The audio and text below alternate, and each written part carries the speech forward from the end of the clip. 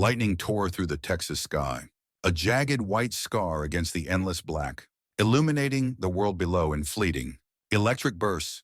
Inside a sleek black Mercedes SUV speeding down a muddy back road, Evelyn Harper's hands trembled on the steering wheel, her knuckles pale against the leather. Rain pounded the windshield like 1,000 tiny fists, each drop a reminder of the life she'd fled just 30 hours ago. Her sapphire earrings, gifts from a man who'd once promised her the world, swung wildly as she glanced in the rearview mirror. Another bolt of lightning caught her reflection, mascara-streaked cheeks, wide green eyes brimming with terror, and a faint bruise blooming along her jawline. In the back seat, her 6-month-old son, Liam, wailed, his cries slicing through the storm's roar. "Shasha, Baby, we're okay," she whispered, her voice cracking like brittle glass. Okay was a lie. Safe was a dream. She was running from James Whitmore, a real estate tycoon who owned half of Chicago's skyline and, until yesterday, her entire life. The GPS had flickered out an hour ago, leaving her stranded in the sprawling emptiness of Texas ranch country. Her Prada heels, caked with mud from a desperate gas station stop, lay abandoned on the passenger seat next to a diaper bag and a crumpled wad of cash. Everything she'd managed to grab before James could lock her accounts. Once Soren Dermin, she'd been Evelyn Harper, the poised CEO of Harper Luxe, a rising star in the fashion world, commanding boardrooms with a flick of her wrist. Now once, she was a fugitive, her silk blouse clinging to her skin, her heart hammering as the SUV's engine sputtered. A violent cough shook the vehicle, then another. No. Dirty. No. No, she gasped, but the Mercedes lurched, sputtered once more, and died. She coasted to the roadside, the rain hammering down like gunfire, drowning out Liam's escalating sobs. She reached back, her trembling fingers brushing his fever-hot forehead. "I'm so sorry, baby," she choked out, tears spilling over. "Mommy's trying." Thunder crashed, and Evelyn flinched, her hand instinctively covering the bruises on her neck. James's parting gift before she'd found the courage to run. 30 hours on the road, fueled by adrenaline and desperation. And now they were stranded. Her eyes darted to the side mirror, catching movement in the storm's chaos. A figure emerged from the darkness. A lone rider on horseback, approaching through the sheets of rain. "Worst favorito mine. Wanted." Her breath hitched. Had James's men found her already? She fumbled in her purse, fingers closing around a canister of pepper spray as the rider drew closer. Through the blurred window, she made out a cowboy hat, broad shoulders draped in a weathered leather jacket, and a horse that moved with steady purpose. He stopped beside her car, dismounting with a fluid grace that spoke of years in the saddle. Rain dripped from his hat as he bent to peer through her window. "Ma'am, you all right in there?" His voice was deep, laced with a Texas drawl that rumbled through the glass. Evelyn froze, the pepper spray cold against her palm. Lightning flashed, revealing his face, rugged, unshaven, with dark brown eyes that held no threat. Only concern. Liam's cries grew sharper, more desperate, and the man's gaze shifted to the back seat. Then back to her. "That little one doesn't sound too good. My place is just over the ridge. Got a warm house and a phone you can use." His tone was steady, reassuring. But Evelyn's mind raced. Trust a stranger, or stay here. Exposed, with a sick baby and a dead car. Another thunderclap decided for her. She rolled the window down an inch. "I'm Evelyn, and yes, we need help." "Cole Ramsey, Shireen Ikern," he replied, already moving to gather her bags. "Let's get you both out of this mess." He helped her onto his horse, her arms tight around Liam as Cole led them through the storm. The rhythm of the horse's hooves and Cole's low humming, an old country tune, calmed Liam's cries. But Evelyn's heart pounded with every step. Was she trading one danger for another? Or had fate thrown her a lifeline in cowboy boots? The Ramsey Ranch loomed out of the darkness, a single-story sprawl with a wide porch and warm lights glowing through the windows. Inside, the air smelled of leather and hay, a stark contrast to the sterile luxury of her Chicago penthouse. Cole steadied her as she slid off the horse, her legs wobbling from exhaustion and fear. "Your little one's burning up," he said, brushing Liam's forehead with a calloused hand. "Got some kid's medicine inside." "My boy," he stopped, a shadow crossing his face before he buried it behind a tight smile. Evelyn followed him into the house, her designer boots clicking on the hardwood, each step amplifying how out of place she felt. The living room was a mix of worn leather furniture and faded family photos, a practical comfort she'd never known. Cole handed her a mug of honey lemon tea and a bottle of children's fever reducer, his movements careful, unhurried. "Bathroom's down the hall if you want to clean up," he said, heading to the kitchen. "I'll get a fire going." In the bathroom mirror, Evelyn barely recognized herself. Mascara trails like war paint, a bruise peeking from her collar, her once perfect blonde hair a tangled mess. She splashed cold water on her face, the sting grounding her as Liam's cries softened into whimpers. When she returned, a fire crackled in the hearth, casting a golden glow over Cole. He changed into dry jeans and a flannel shirt, the kind of rugged simplicity James would have sneered at. "It's just tea," he said, nodding to the mug. "And here's the medicine for the little guy. My boy used to—" That shadow again. Quickly smothered, Evelyn gave Liam the medicine, watching his tiny chest rise and fall as he drifted into a fitful sleep. "Thank you," she said, her voice thick with gratitude she couldn't fully express. "I don't know what we'd have done if you hadn't found us." Cole's eyes met hers, steady and serious. "Evelyn, I don't mean to pry, but whatever you're running from, you're safe here. Ain't nobody finding you unless you want 'em to." The certainty in his voice cracked something inside her, a dam of fear and exhaustion she'd held back too long. "I can't stay," she whispered, even as her body ached to collapse into the safety he offered. "I don't want to bring trouble to your door. Trouble finds me whether I invite it or not," he said, a faint smile tugging at his lips. "Least let the storm pass. Rest up. Decisions can wait till morning." He showed her to a small bedroom, floral wallpaper, a twin bed, a shelf of children's books worn from love. "My boy's room," he said quietly, "ain't been used in a while." Her heart ached at the loss in his tone, a mirror to her own pain. "I'll be down the hall if you need me," he added, pausing at the door. "Evelyn, whatever you're protecting that baby from, you did the right thing. Running ain't weakness. Sometimes it's the bravest damn thing a person can do." His boots echoed down the hall, leaving her alone with Liam and a fragile flicker of peace she hadn't felt in years. Dawn broke over the Ramsey ranch, painting the sky in soft pinks and golds. Evelyn stood on the porch, a borrowed flannel shirt over her silk pajamas, watching Cole work with the horses. Liam slept inside, his fever finally broken. The morning light revealed a rugged beauty, rolling hills, grazing cattle, a world so different from Chicago's polished towers. Cole moved with a quiet grace, guiding a young mare with gentle commands, his hands steady and sure. She envied that calm, craved it for herself. "You're up early," he called, securing the horse before joining her on the porch. Sweat glistened on his brow, his dark hair curling slightly under his hat. "How's the little one?" "Better on a sutures, Santino. Thanks to you," she said, pulling the shirt tighter as the sun caught the bruises on her wrist. "I should go soon. We've imposed enough." His jaw tightened as he noticed the marks, but his voice stayed gentle. "Seems to me anyone leaving those kind of marks ain't worried about your well-being. Where are you headed?" The question hit her like a punch. Where could she go that James couldn't reach? His money and influence stretched across the Midwest, his private investigators relentless. "I don't know," she admitted, hating the tremble in her voice. She'd built a fashion empire, faced down cutthroat investors. Yet here she was, lost. "Then stay," Cole said simply, "at least till you figure it out." Liam's cry interrupted them, and Evelyn hurried inside, lifting him from a makeshift crib Cole had rigged from an old box. As she changed his diaper, her diamond watch glinted, a relic of her old life. "Everything okay?" Cole asked from the doorway, his broad frame filling the space. "He's just—" She froze. On the dresser lay today's newspaper, her face staring back from the front page. "Buffy, fashion mogul's wife vanishes with infant son.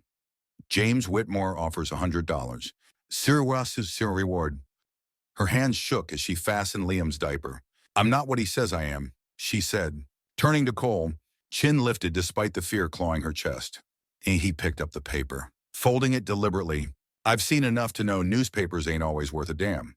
But if trouble's coming, I need to know what kind." A car engine broke the morning quiet. Cole's posture shifted, alert, protective. "Vivis, stay here," he ordered, voice hard. "Lock the door." Clutching Liam, Evelyn peeked through the window as a black SUV rolled up. James's security team, no doubt. Downstairs, she heard Cole's drawl, calm but firm, and a sharper voice responding, routine check, missing persons. Worry ward. Liam squirmed, threatening to cry. She hummed softly, praying he'd stay quiet. One sound, and it was over. The car drove off, and Cole returned, his face grim. Private investigators, pros, were one. They're checking every ranch around. Your husband's got reach, ex-husband, she corrected sharply, then softer. Suronani one, or he will be if I can keep Liam safe. Cole. I can't stay. They'll come back and find the same ornery cowboy who ain't seen a soul worth mentioning, he said firmly. Evelyn, you had reasons to run. I'm offering you a choice. Keep running, or stay and catch your breath. Figure out what's next. She studied him, this man who'd taken in strangers, who carried his own scars with quiet strength. Why help us? His eyes flicked to Liam, then to the closed door of his son's room. Because sometimes good folks need a safe place to heal, and sometimes the ones offering it need healing too. Liam reached for Cole's weathered face, and Evelyn felt something dangerous stir in her chest. Hope. A week later, sunlight streamed over the ranch as Cole guided Evelyn's hands on the reins. Easy now, he said, his voice low and steady. She'll feel if you're nervous. Horses are like people. They respond to what's inside you. Perched atop a gentle mare named Clover, Evelyn gripped the reins, her designer jeans already dusted with Texas dirt. She'd fallen twice trying to mount, but Cole's patience never wavered. I've closed million-dollar deals without blinking, she muttered, forcing her shoulders to relax. Why's this harder? Extrasamon timamentum. He laughed, a warm sound that eased her tension. 'Cause you can't sweet-talk a horse with a fancy presentation? Lost, darling. The endearment slipped out, and her cheeks flushed, though he didn't seem to notice. From a playpen under an oak tree, Liam squealed, waving chubby hands at them. Someone's enjoying this, Cole said, his eyes softening as they always did for Liam. Over the week, her son had latched onto Cole, quieting the moment he appeared. Okay, she said, squaring her shoulders like she once did in boardrooms. Show me again how to turn. Cole stepped closer, his hands covering hers, guiding Clover in a smooth circle. His chest brushed her back, sending a shiver through her. She couldn't ignore. Like the Sir, he murmured, his breath warm against her ear. You're getting it. She completed another turn alone, pride swelling in her chest. I'll stick to walking for now, she said, grinning despite herself. Later, on the porch, Liam dozed in Cole's arms as Evelyn sipped coffee, her muscles sore but satisfied. The sunset painted the sky in fiery hues, a beauty she'd never paused to notice in Chicago. You're a natural, Cole said quietly, glancing at Liam. With the horses, Latina had a good teacher, she replied, watching how easily he held her son. Cole, can I ask your son? His face tightened, but he didn't shut her out. His name's Ethan. He's 6 now. He pulled a worn photo from his pocket. A dark-haired boy with Cole's eyes, grinning atop a horse. Last time I saw him was 2 years ago. His mom's family, old money, they never thought I was good enough. After the divorce, they painted me as reckless. Said the ranch was too dangerous for a kid. Best lawyers money can buy took him from me. Anger flared in her chest. Not just for Cole, but for every time power crushed the powerless. That's why you didn't turn us away. She realized, even with the newspaper, I know what it's like to have your life twisted by folks who think they're better. He said simply. Liam stirred, clutching Cole's shirt, and a faint smile broke through Cole's pain. Besides, this little guy's the best ranch hand I've had in years. Ain't you, partner? Sorn. He tapped Liam's nose, earning a sleepy giggle. I should get him to bed, Evelyn said, standing reluctantly. As she reached for Liam, Cole caught her hand, his calluses rough against her skin. Evelyn, if Fernandimon, he said, voice low. I know you can't stay forever, but you and Liam, you've brought something back to this place. Something I thought was gone. Their hands lingered, her manicured nails stark against his work-worn fingers. What's that? She whispered. Hope, he said, eyes locked on hers. You've brought hope back to this ranch. A shooting star streaked across the sky, and Evelyn made a wish she couldn't voice. For more nights like this, for Liam to grow up in this peace, for a chance at whatever this was becoming. But in her purse, her burner phone buzzed with 3 missed calls from an unknown number. Somewhere in Chicago, James was still hunting. The question wasn't if he'd find her, it was when.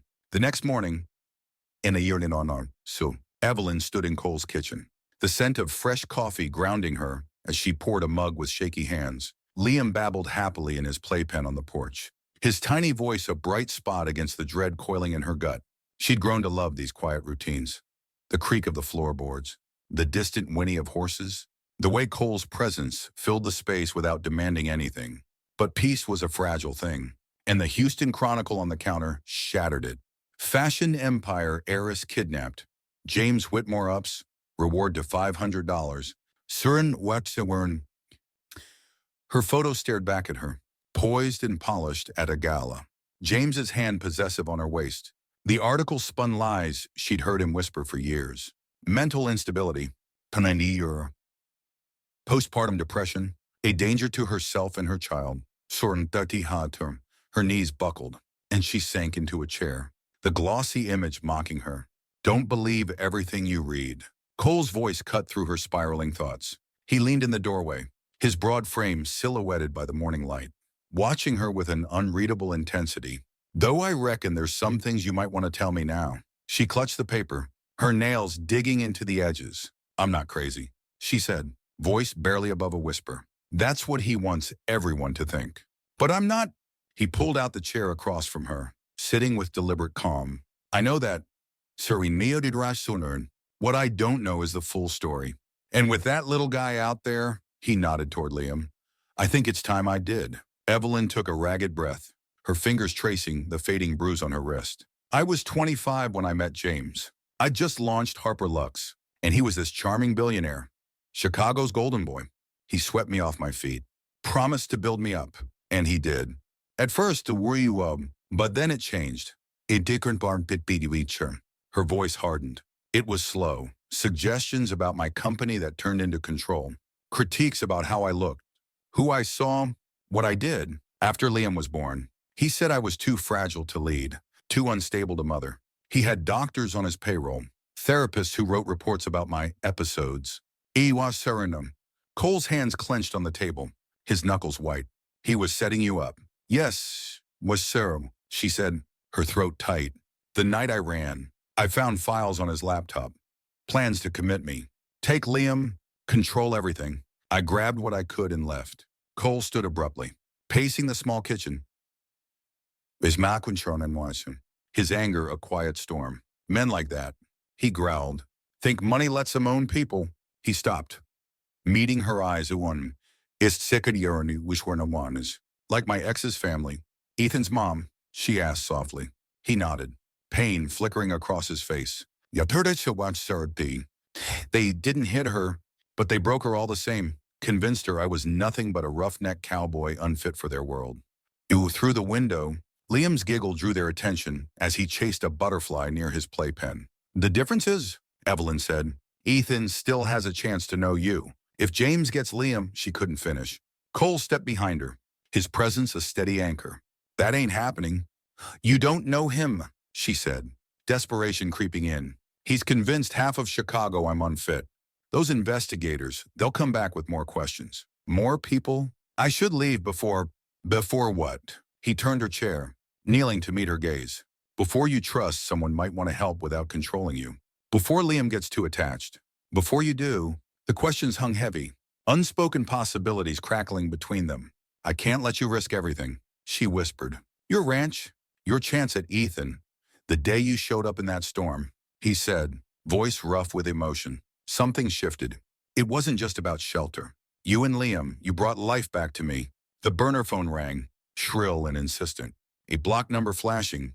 They stared at it.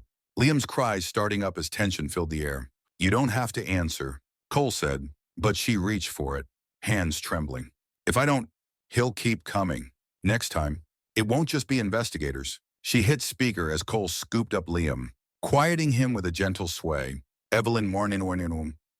Darling, James's voice slithered through, smooth and venomous. Time to end this nonsense. Come home? We'll fix everything. She locked eyes with Cole, drawing strength from Liam's trusting grip on his shirt. No, James, we're never coming back. Don't be foolish, he snapped. To remember one, you're sick. You need help. Think of our son, my son, she cut in, voice steady now. Who'll never know your temper. Goodbye, she ended the call, switching off the phone. In the silence, La to Ruiwanches, Liam patted her cheek, oblivious to the storm brewing beyond their refuge. He'll come himself now, she said quietly. Cole shifted Liam to one arm, taking her hand. Let him come, he said, fierce and certain. Some things are worth fighting for. The storm hit that night with a vengeance, rain lashing the ranch like a living thing, lightning turning the darkness into jagged daylight. In the barn, Evelyn barely noticed the weather, her focus on Cole as he checked the locks he'd reinforced that afternoon. Just precautions, he said, his voice calm but his eyes sharp. After that call, he's close, she bounced Liam, trying to soothe him through the thunder. I know, James, that wasn't just a taunt, it was a warning. Cole paused, studying her. You're not afraid, she blinked, realizing he was right. Not of him, not anymore. The fear was still there, but it was for Cole now, for what James might do to this man who'd given her a lifeline. That fear felt different, born of care, not captivity, love. She thought, and the word jolted her. When had that crept in? A thunderclap made Liam whimper, and Cole was beside them in an instant, his hand warm on the baby's back. Hey, little man, he murmured, and Liam reached for him, settling instantly. Evelyn's chest tightened. Weeks ago, she'd been alone, and now this cowboy held her son like he'd always belonged there. Headlights swept through the barn, cutting through the storm. Not a ranch truck, Cole said, voice low. They came up the back road. Means they've been watching. Her pulse raced. Cole? Give me Liam. Let me handle. No, he went Norm, he said, soft but final. We're past that. Whatever's coming. We face it together. He passed Liam to her, squeezing her hand before moving to the door. Evelyn, Sherry, Terwarner Marn. Sweetheart, James's voice rang out, polished and predatory even through the rain. Enough games. Bravery hin of Warrington. His silhouette appeared in the doorway, rain dripping from a tailored suit. Two shadows flanking him, hired muscle. Cole stepped forward. Mr. Whitmore, Wiflonifon, Sibinarton. This is private property. James smirked, stepping inside. His loafers absurd on the hay-strewn floor. The Ramsey Ranch. Heard it's on its last legs. Taxes, legal fees from that custody mess. Pity. Help me get my wife and son, and maybe your troubles vanish. Evelyn's stomach churned. He dug into Cole's life, weaponizing it. Get out, Cole said, stance shifting, a quiet threat in his calm. Now turn into one fundamentally. Now. Orakulima, James said, smile sharp. I'm here for my family. Be reasonable. She's not your wife anymore. Cole shot back. And that boy stopped being yours the minute you scared his mom. James's smile dropped. Evelyn, come out. Waniwaver, don't make this ugly. She stepped forward, Liam tight against her. It's over, Mun James. The police have everything. Your fake reports. The payoffs. Police. He laughed. Who'll believe a crazy woman over a grieving husband? They'll believe evidence, Cole said, pulling out his phone. Every call you made in that office, Evelyn recorded them. Uploading to the feds now. Wi-Fi's a hell of a thing. Even in a storm, James's mask slipped, rage flashing. You're bluffing. Am I Therese? Cole held his ground.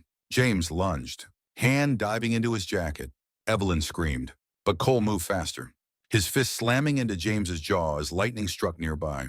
Thunder swallowing the crack of bone. James sprawled in the hay, a pistol skittering from his coat.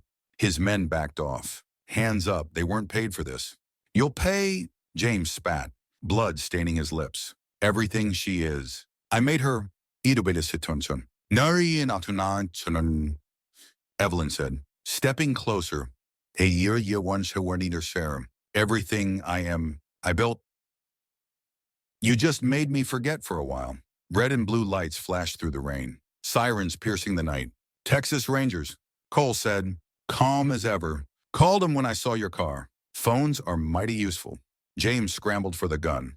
but Cole pinned him, knee in his back. Evelyn made any friends made him get Liam to the house. He called Edison, wanted to torn him. She ran, rain soaking her as James's shouts faded. Cole's voice followed.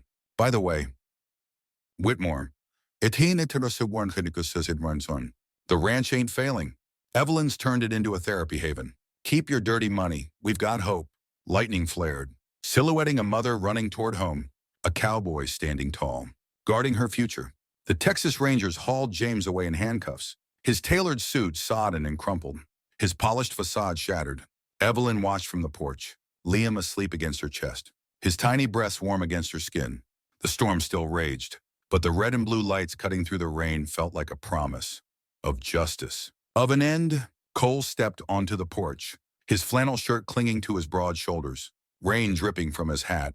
His dark eyes met hers, searching, and she saw the tension in his jaw, the flicker of relief that she and Liam were safe. He's gone, he said simply, voice rough from the night's chaos. Rangers took his goons too. You okay? She nodded, though her hands still trembled, adrenaline ebbing into exhaustion. I think so. Liam's okay. That's what matters. Cole crouched beside her, brushing a damp strand of hair from her face with a gentleness that made her throat tighten. You're what matters too, he said quietly. Don't forget that. She wanted to lean into his touch, to let the weight of the last 30 hours of the last 2 years fall away. But a shadow lingered in her mind. James's final glare as they dragged him off wasn't defeat. It was a vow. She'd seen that look before. The night he'd pinned her against the penthouse wall and whispered she'd never escape him. I have to go, she said, the words spilling out before she could stop them. Cole froze, his hand dropping. What tucked it in? Not now, she clarified, shifting Liam carefully. But soon, James is in custody. But his family, his money, they'll come for us. I can't let them hurt you. Not after everything. His jaw tightened, and he stood, pacing the porch's worn boards. You think I can't handle trouble? Evelyn, I've been fighting my own battles since Ethan.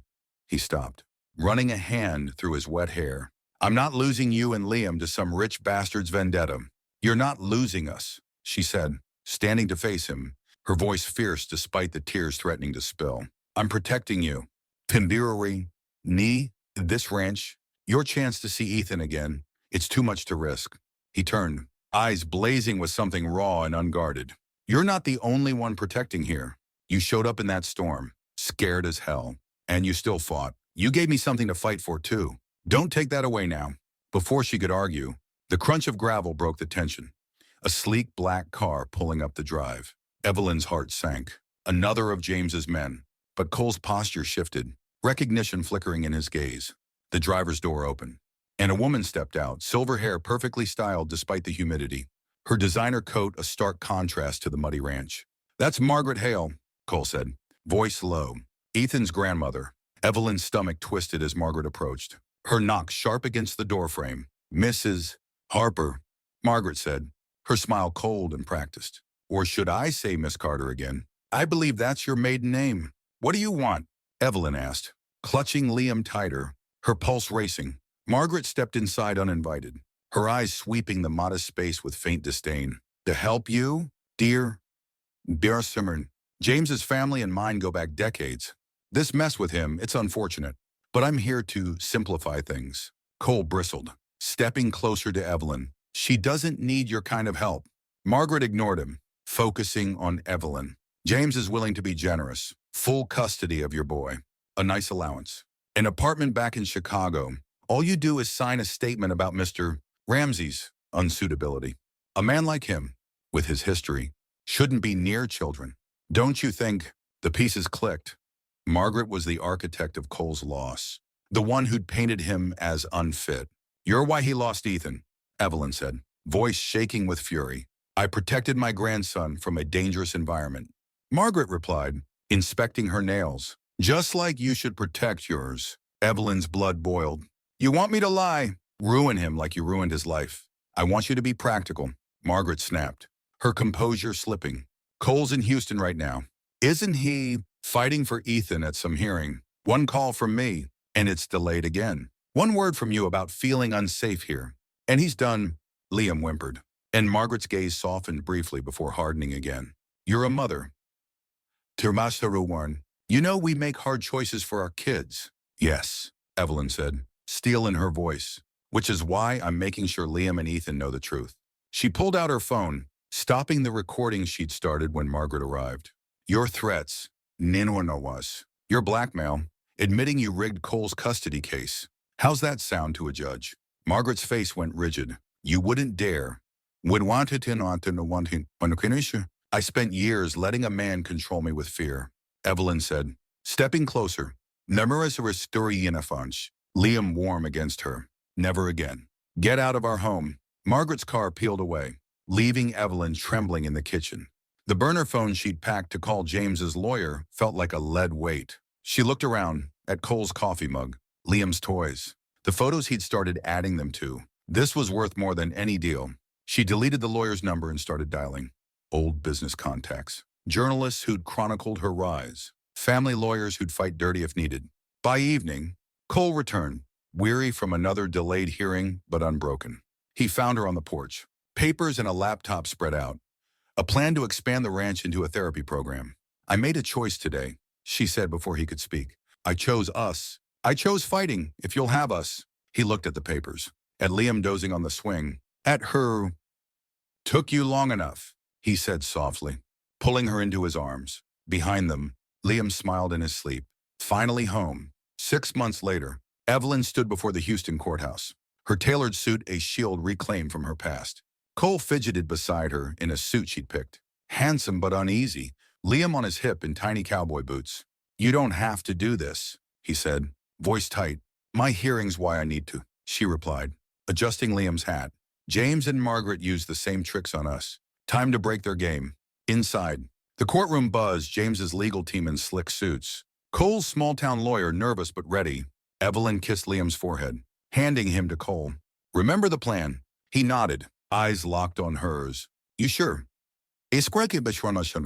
Ah, darling, nothing. Once you testify, I've never been sure, she said, squeezing his hand. Except maybe about us. The judge was a no-nonsense woman with steel gray hair. Scanned the files. Unusual, merging these cases, but I'll allow it, given the overlap. James sat with his lawyers, his face a mask of concern, while Margaret watched from behind, regal and icy. Evelyn's attorney spoke. My client will address both matters, showing a pattern relevant to custody. On the stand, Evelyn's hands shook, but her voice rang clear. 6 months ago, I was CEO of Harper Lux, married to James Whitmore. We looked perfect, but no one saw the bruises. Heard him call me unstable, unfit. Sorry, Ian. She met James's gaze. No one heard this. Margaret's recorded threats played, the judge's expression darkening as the older woman's voice admitted to manipulating Cole's case. I'm here as a mother who learned strength isn't money or status, Evelyn said, voice breaking. It's fighting for truth. Cole Ramsey took us in, knowing the risk, and loved my son like his own. That's the father our kids deserve. The judge turned to Ethan, a 6-year-old with Cole's eyes, sitting with his mother. Young man, want to talk in my chambers? Ethan nodded, glancing at Cole. What followed felt surreal. Ethan's quiet account of Margaret's interference. James's team offering a deal the judge shot down. This pattern stops here, she declared. Mr. Ramsey, ikudina, risuraman. Your visitations restored and expanded. Mrs. Holly's, no one, som. Interference means contempt. Mr. Whitmore, expect the DA soon. James was let out. Margaret stormed off. But Evelyn only saw Cole kneel as Ethan ran to him, tears streaking his face. Liam reached for them, and Ethan grinned. My new brother, if you want, Cole said, and hurry it. Ethan asked, eyeing Evelyn. Your dad's friend. She said, smiling. He's hopeless at braiding hair. I'll help. Cole's laugh broke the tension. And outside, Sirairum, the Texas sun bathed them in light. A year had passed since that stormy night when Evelyn Harper first barreled into Cole Ramsey's life. Her Mercedes a broken shell on a muddy Texas road. The Ramsey Ranch stood transformed. Not just a cattle operation, but a thriving equine therapy center. Its reputation spreading like wildfire across the state. Families flocked from Dallas to Austin, drawn by whispers of healing, of a former fashion titan who traded boardrooms for barn stalls, and a cowboy whose quiet strength stitched broken lives back together. On a crisp October afternoon, Evelyn leaned against the paddock fence, her blonde hair tied back with a simple band, her designer suit swapped for jeans and a flannel shirt that smelled faintly of hay. The Texas sun dipped low, casting golden streaks across the rolling hills, and she watched Cole guide a therapy session with the same steady hands that had once pulled her from despair. He was working with a shy 12-year-old named Lily. Her shoulders hunched from a past Evelyn didn't need to ask about. She recognized that weight. Cole knelt beside the girl, his voice low as he handed her the reins of Clover, the gentle mare who'd carried Evelyn to safety that first night. "She trusts you," he said, and Lily's hesitant fingers tightened, a spark of pride flickering in her eyes. Nearby, Ethan perched on the fence, his dark curls bouncing as he narrated everything to Liam, who toddled beside him in miniature cowboy boots. "A gift from Cole? That's Clover." "E beso Sharmasardi," Ethan said, all 6-year-old authority. "She was scared once, like your mom, but Dad made her brave again." Liam clapped, his green eyes, Evelyn's eyes, wide with awe. "Daddy brave too," he chirped. "Kfam," and Evelyn's heart swelled, the word still a soft shock every time it tumbled from her son's lips. The sound of tires on gravel pulled her gaze to the drive. A familiar SUV rolled up, and Rebecca Hale stepped out, her auburn hair catching the light, followed by her husband, Tom, carrying a box of wildflower garlands. Tomorrow was the wedding, and the ranch buzzed with last-minute preparations. Rebecca waved, her smile genuine, a far cry from the guarded woman Evelyn had met at the courthouse. "Masin Tinoam," Ethan called, scrambling down to hug her. The past year had mended old wounds. Rebecca's break from Margaret's influence had forged a new bond, a co-parenting rhythm that let Ethan thrive between two homes. "Come see the barn," he tugged her hand, Liam waddling behind, and Evelyn marveled at how seamlessly their patched-together family fit. "Evelyn, sorry you're doing son." Cole's voice carried from the paddock, warm and teasing.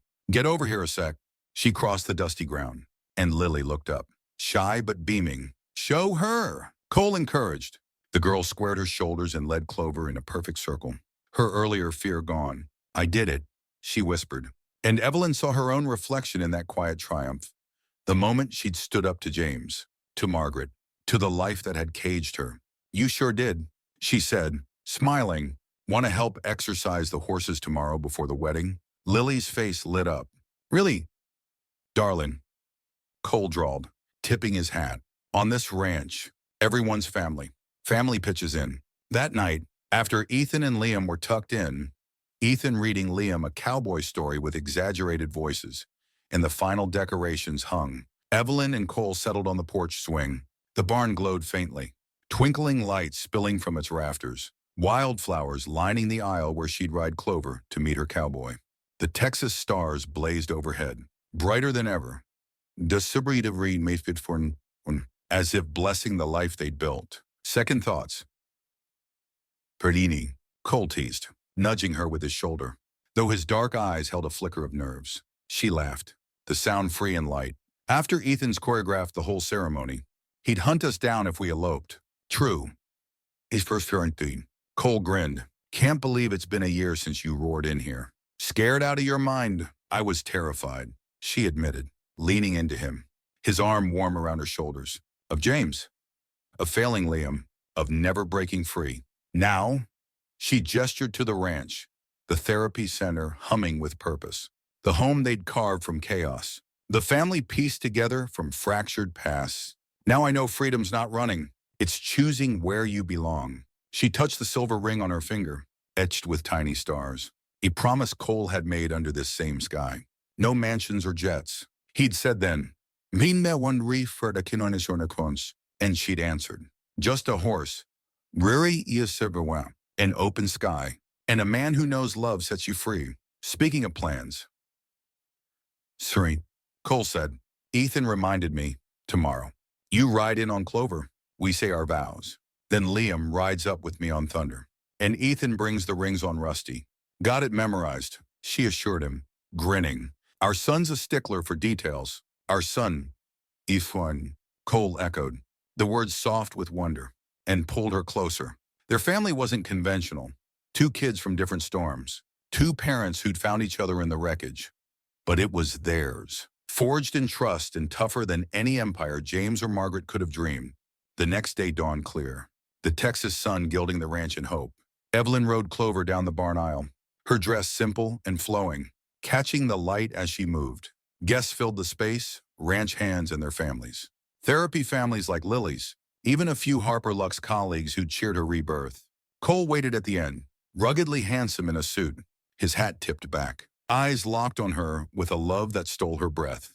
Ethan guided Rusty with perfect poise, the rings secure on a leather pillow he'd picked himself, while Liam rode proudly with Cole, his tiny boots dangling, his grin wide enough to light the world. Under the twinkling lights, surrounded by hay and wildflowers, they spoke their vows. "I promise to stand by you," Cole said, voice steady, "to fight for you, to let you soar, and I promise to choose you," Evelyn replied, tears brimming, "to build with you, to love you free, you know when I'm your one." The preacher smiled. "I now pronounce you husband and wife." Cole kissed her, gentle but fierce, and Ethan and Liam cheered, their voices ringing out over the applause, pure joy echoing into the endless sky. Well, later, as the reception hummed, kids dancing, guests laughing over barbecue and sweet tea, the news hit Chicago's elite like a thunderclap. Swan Whitmore air convicted. Domestic abuse. Abernathy sorted on a conspiracy charges stick. Cheer. Evelyn read it on her tablet in the kitchen. Liam and Ethan sticky with syrup from breakfast for dinner.